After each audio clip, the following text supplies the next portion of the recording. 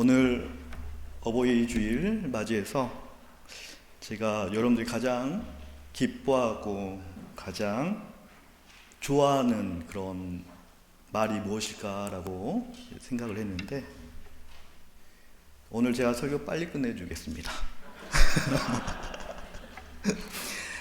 사실 오늘 찬양팀이 없는데도 찬양대가 안 쓰는 날인데 이렇게 우리 오미동교회 성도님들 많이 오셔가지고 예배에 참석하신 거 보니까 제가 너무나 기쁩니다. 여러분들 오늘 주님께서 함께 하시는 귀한 시간 되기를 믿습니다.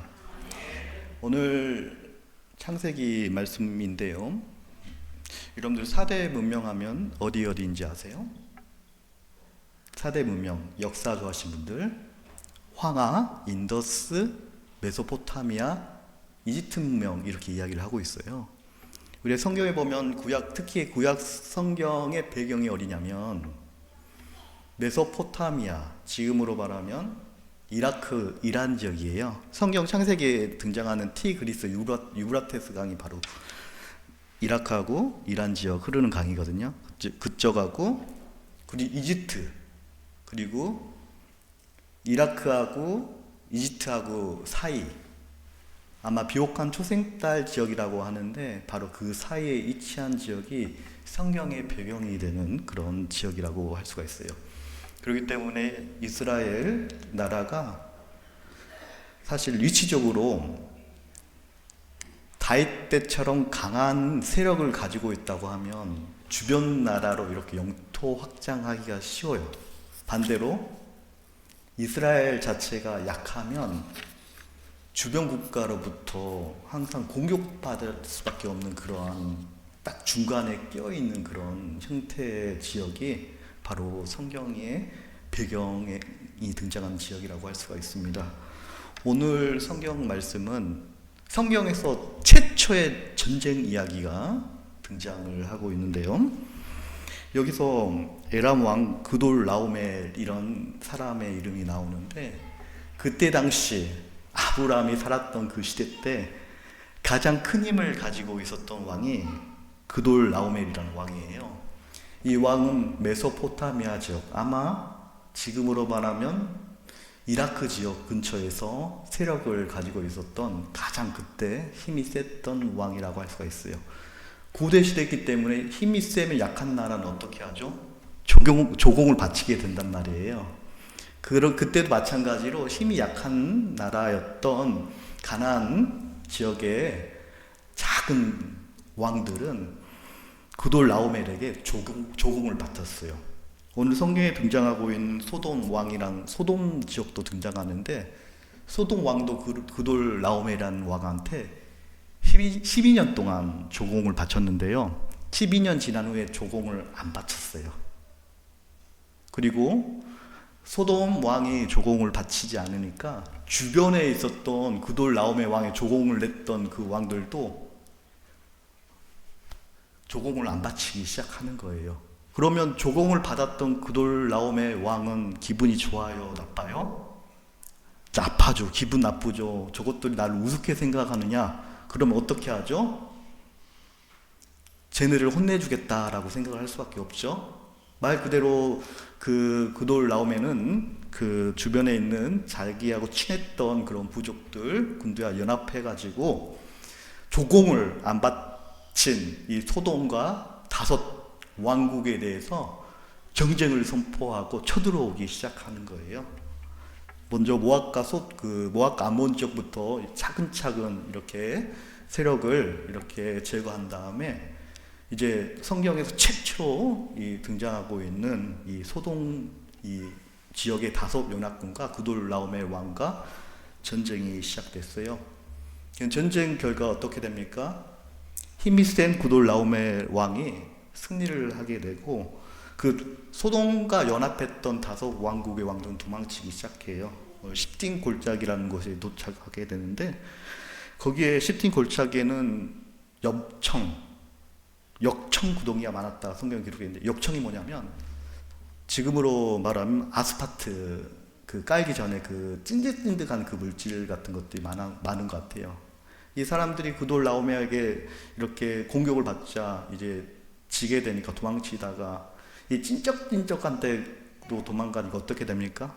도망을 제대로 못 가고 적군의 그 왕에게 죽임을 당하고 완전히 대패하는 그런 결과가 나왔습니다. 이때 고대 전쟁은 종복 사회였거든요. 힘이 센 사람이 약한 사람을 다 모든 걸 빼앗는 그런 시대였어요. 비참하잖아요.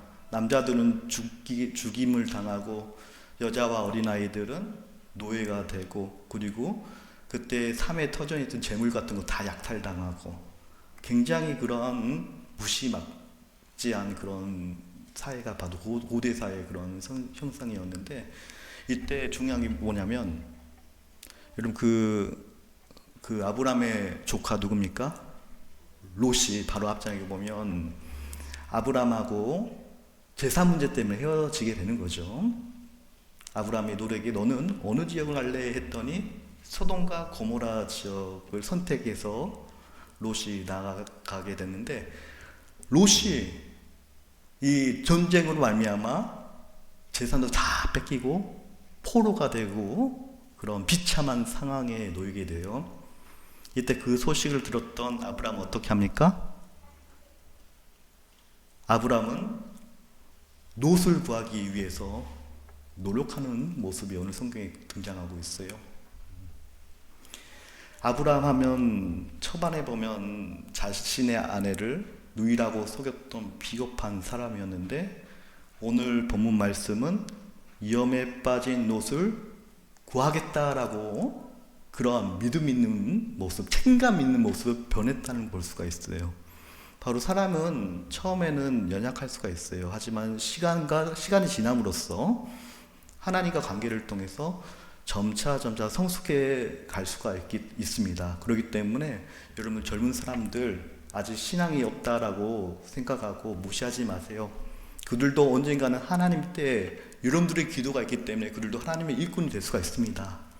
바로 아브라함도 처음에는 믿음이 하나도 없었어요.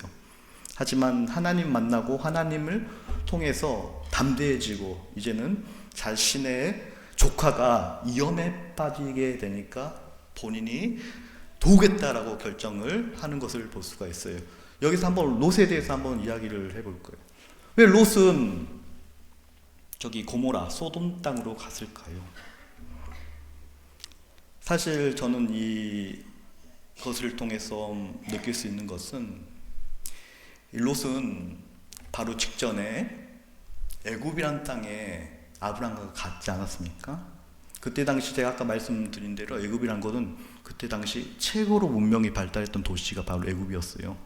지금으로 말하는 이집트, 나일강 유역, 그곳에서 도시가 있고 사람들이 모여있기 때문에 그 편리, 세상 문화에 대해서 경험을 했다는 것이죠. 그리고 우리도 마찬가지로 젊은 사람들은 시골보다는 도시에 살려고 하잖아요. 도시는 병원도 가깝고 편의시설이 너무 잘 돼 있고 교통시설이 너무 잘 돼 있기 때문에, 마찬가지 롯도 그때 당시 최고의 문명의 도시 애굽의 삶을 통해서 도시의 그런 혜택을 경험을 했기 때문에 롯은 도시의 그러한 습성에 대해서 사모한 마음이 있었어요. 근데 문제는 뭐냐면 사람들이 다 모여있기 때문에 각종의 그런 문화들이 다 혼합되잖아요. 그렇기 때문에 또 도시가 단점이라고 하면 타락, 유흥문화도 발전하게 되는 것이죠. 마찬가지로 롯은 그런 거에 대한 끌림이 있었던 것 같아요. 그렇기 때문에 롯은 당연히 그때 당시 소돔 고모라라는 그런 도시 문명이 발달했던 지역으로 이동을 했어요. 근데 문제는 뭐냐, 롯도 본인이 생각할 때 사람들이 많고 뭔가 문명이 발달한 도시에 살면 좋은 일이 많이 생길 걸로 생각을 했을 거예요. 하지만 오늘 본문 말씀 어떤 일이 일어났습니까? 전쟁이 일어나가지고 소돔에 살았던 롯은 노예가 되어 버렸습니다. 여러분들, 우리가 생각하는 가장 편리 그리고 뭔가 좋은 환경이라고 선택한 것들이 어쩌면 하나님이 없는 그런 비참한 결과를 초래할 수 있다는 사실을 기억하시기 바랍니다. 반대로 아브라함은 지금으로 말하면 그냥 황촌이에요. 아무 도시 문명이 발달되지 않은 지역이고 황량한 지역이지만 그곳에서 하나님과 친밀한 관계를 통해서 하나님과 함께 준비했다는 것이죠. 언젠가는 하나님께서 나를 사용할 때가 올 거야. 오늘 전쟁이 났다고 하니까 아브라함이 지혜를 발휘하는데 그냥 자신의 그런 힘만 믿고 움직입니까? 아니요. 먼저 롯이 노예가 되었다는 소식 듣자마자 가장 먼저 한 일은 뭐냐면 그 아브라함 주변에 있는 부족들에게 연락을 합니다. 내 조카가 이렇게 어려움을 당했으니 너희가 나를 도와주면 좋겠다라고 주변의 부족들과 긴밀한 관계를 통해서 하나의 뜻을 모으는 모습을 오늘 성경 말씀을 통해서 볼 수가 있어요. 이게 참 지혜죠. 예. 사람들은 흥분하면 그냥 나의 힘만 믿고 돌진을 하는데 가장 내가 제일 먼저 해야 되는가? 아마 성경 기록되어 있지 않았지만 아브라함은 하나님께 기도를 했을 거예요. 하나님, 제가 이 위기를 어떻게 모면하겠습니까? 그때 자기 환경에 주어진 상황 속에서 가장 가까이 지냈던 부족들과 함께 이렇게 동맹을 맺는 것을 볼 수가 있어요. 이걸 통해 알 수 있는 것은 아브라함이 가장 어렵고 힘든 상황이고 그때 당시 그돌라오메라는 적군의 왕은 최고로 힘이 셌고 최고의 군대를 가지고 있는 사람이었어요. 그 나라와 전쟁을 한다고 할 때 아무리 내가 친한 사람이라고 할지라도 도움을 청했을 때 아마 전쟁이라는 것은 져버리면 끝나는 거예요. 아마 그 선뜻 아브라함을 도와주겠다고 나서는 게 쉬운 일이 아니었을 거예요. 근데 아브라함의 말을 동의해서 아브라함 돕겠다라고 그 부족들이 동맹 맺잖아요. 이걸 통해 알 수 있는 것은 아브라함은 평소에도 사람과 인간관계에 대해서 굉장히 좋았던 것 같아요. 서로 격려해주고 서로 위로해주고 친밀한 관계가 있었기 때문에 아브라함이 도움을 청했을 때 아브라함의 주변에 있는 그 부족들이 나도 도와주겠다라고 동맹을 맺는 것을 통해서 아브라함 평소에 그런 모습을 성품을 한번 발견해 볼 수도 있어요. 그리고 아브라함이 오늘 말씀해 보면 318명의 남자들을 이끌고 나아갔다라고 기록되어 있어요. 318명. 이때 당시 300 남자가 전쟁할 수 있는 나이가 보통 20대에서 50세라고 하면 그 인원이 그 아브라함이 데리고 있는 그 부족의 규모를 추측해 볼 수가 있어요. 아마 그 성인이 318명. 그러면 아마 어린이들, 여인들까지 합히면 1000명 가까이 그런 부족을 이끄는 족장이 바로 아브라함이라는 것을 알 수가 있죠. 아브라함은 1000명 가까이 부족을 이끄는 그런 부족이었어요. 근데 만일 이 전쟁에서 패하게 되면 1000명 가까운 부족이 노예가 될 수 있는 거고 삶의 터전을 잃을 수 있는 거고 어려움을 처할 수 있다는 거예요. 하지만 아브라함은 이때는 굳건하게 하나님께서 나와 함께 하신다고 하면 승리할 수 있다. 그리고 318명이라는 장정이 있었다는 것은 아브라함도 어려움이 있었지만 미래의 어려운 일을 대비해서 군사를 훈련시켰다는 거예요. 이미 준비된 모습을 아브라함은 볼 수가 있어요. 아브라함은 결정을 하고 롯이 어느 지역에 잡혀 있다. 그 소식을 듣고 롯이 있는 장소로 나가서 롯을 구출하는 그런 모습을 성경을 통해 볼 수가 있어요. 여러분들, 아브라함은 조카거든요. 내 조카, 내 친척, 어려움이 처해 있을 때 가만히 있지 않고요. 최선을 다해, 자신의 능력을 다해 롯을 구원하는 그런 귀한 모습도 발견할 수가 있었습니다. 바로 아브라함은 이러한 모습이 있었기 때문에 신약 성경에 보면 히브리서, 야고보서에 보면 아브라함은 의인이다, 아브라함은 믿음의 사람이다 라는 표현이 굉장히 많이 등장하는 것을 볼 수가 있어요. 저는 이러한 믿음 있는 아브라함의 그런 지혜로운 행동, 그리고 의리, 그리고 어려움에 처했던 자신의 친족에 대해서 최선을 다해 자신의 능력을 다해 도움을 줄 수 있는 그러한 모습, 이게 바로 우리가 가져야 될 모습이라고 생각이 듭니다. 바로 아브라함은 이러한 모습을 통해서 우리에게 말해주는 게 무엇입니까? 아브라함은 항상 평소에도 준비를 했습니다. 전적으로 하나님의 주권을 인정을 했습니다. 그리고 자신의 도리와 의무에 대해서 충실하게 예비할 수가 있었습니다. 이러한 모습은 우리 복음서에 등장하는 지혜로운 5 처녀의 비유에도 등장하고 있지 않습니까? 그 10명의 처녀가 있었어요. 이 10명의 처녀는 신랑을 맞이하는 그러한 처녀들이었습니다. 5명의 처녀는 평소에도 기름을 준비했어요. 그때 당시 기름은 신랑을 맞이할 때 중요한 물건이었습니다. 나머지 5명은 기름을 준비하지 않았어요. 그냥 아직 신랑이 언제 오실지도 모르는데 미리 준비할 필요가 무엇이냐, 온다는 소식이 들 때 준비를 하겠다. 어느 날 신랑이 왔다라는 소식이 들었어요. 그럼 기름을 준비하지 못한 처녀는 어떻게 합니까? 기름을 구하러 갔어요. 그리고 기름을 구하고 돌아온 5 처녀는 잔치집에 들어갑니까? 이미 문이 닫혀버렸어요. 이미 미리서 기름을 준비했던 처녀들만 잔치집에서 신랑을 맞이할 수가 있었어요. 이게 무슨 교훈을 줍니까? 준비하는 자, 미래를 위해서 나의 역량을 다해서 최선을 다해 준비하는 사람, 이러한 사람은 하나님 때가 되면 반드시 하나님께서 사용을 하십니다. 이게 바로 아브라함의 그러한 모습이라고 할 수가 있어요. 그리고 또한 넓은 관용을 통해서, 군율한 마음을 통해서 이웃을 사랑하고 내 주변 사람들을 사랑하는 그러한 마음들, 이러한 마음들이 희망을 줍니다. 꿈을 꿀 수 있도록 만들어 줍니다. 영국에 2차 대전 때 영국에 소대가 있었어요. 안개 소대 한 30명 정도 되는데, 이 소대가 고립이 되었다고, 사방팔방으로 적군이 고립되어가지고 물품을, 전쟁 물자를 받을 수 없는 형편이 되었다고 합니다. 이때 물도 없었어요. 물이 다 떨어져가지고 그냥 소대장이 갖고 있는 물통 하나만 남았다고 합니다. 그리고 그 물병을 소대원들에게 다 나눠주는 거예요.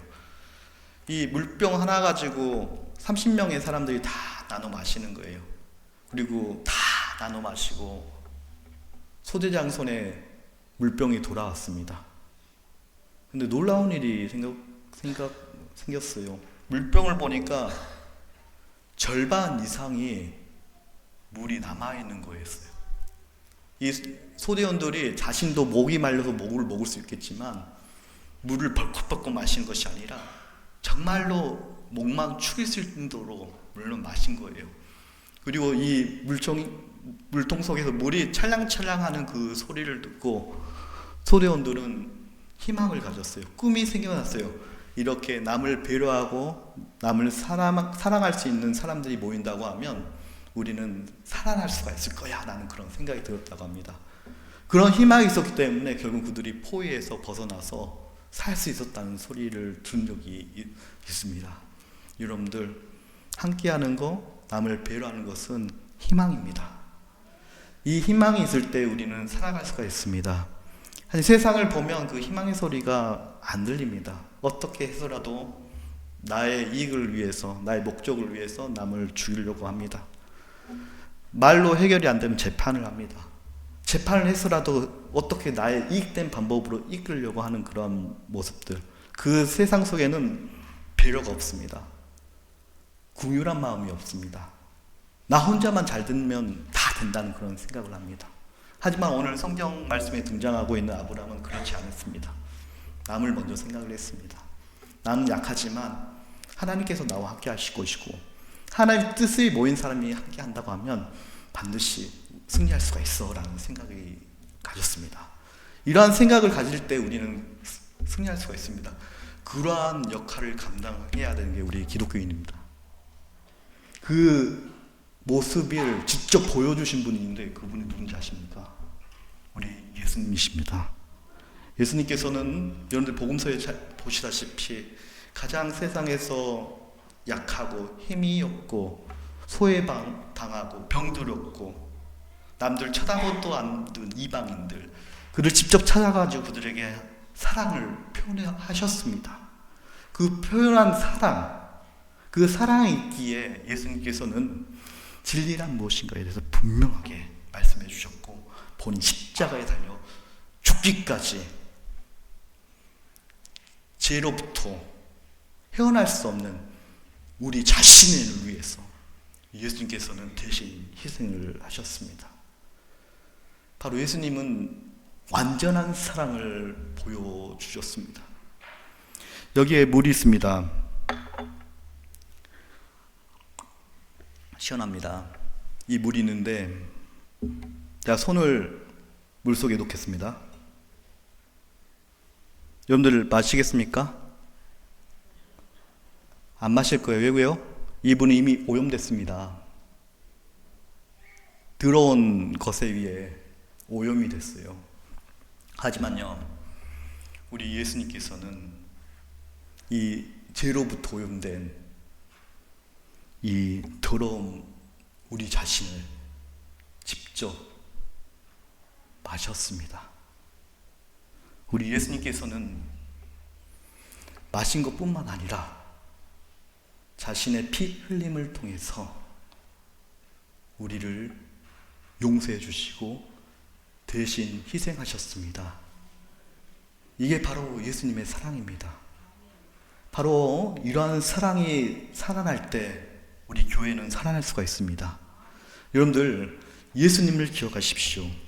예수님 바로 해답이라고 할 수가 있습니다. 우리가 예수님을 가슴에 품고 산다고 하면 삶이 변합니다.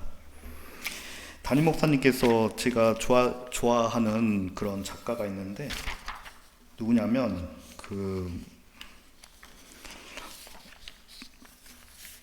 전 번역이 쓴 철로역정이라는 책이 있습니다. 이 책이 어떻게 만들어졌냐면 이번에 담임 목사님 직접 전 번역이 살았던 생각을 직접 가졌다는 소식을 들었는데 저도 한번 가고 싶은데, 이 전 번역이 정치적인 종교적인 서로 그 이유 때문에 무기징역을 받고 감옥에 갇혔습니다. 무기징역이라고 하면 영원히 감옥 속에 살아야 하는 그런 벌이 아니겠습니까? 그는 억울하게 감옥에 갇혔지만 희망을 잃지 않았습니다. 그리고 감옥에 갇혀 있는 순간에 하나님께 기도하면서 이런 고백을 했다고 합니다. 내 주변에 있는 사방팔방에 돌로 막혀 있지만 하나님 아버지, 이 돌이 마치 황금처럼 보입니다. 황금처럼 반짝반짝 아름답게 느껴집니다. 바로 하나님께서 나와 함께 하신다고 하면 바로 이것이 천국입니다. 고백을 하면서 그때부터 펜을 들기 시작을 했다고 해요. 그리고 펜을 들고 그 감옥 속에서 쓴 글이 뭐냐면 철로역정이라는 책을 썼다고 합니다. 그 세계에서 가장 많이 팔린 책이 어떤 책이에요? 성경책. 세계에서 두 번째로 많이 팔린 책이 어떤 책이에요? 철로역정책. 예. 여러분들 하나님께서 함께 하신다고 하면 정말로 희망이 있습니다. 하나님께서 함께 하신다고 하면 절망이 아니라 승리입니다. 여러분들 언제나 아브람처럼 하나님과 함께 어떠한 상황에서도 지혜로운 방법으로 하나님과 승리하는 우리 오미동교회 성도님 되시기를 축원드리겠습니다. 기도하겠습니다.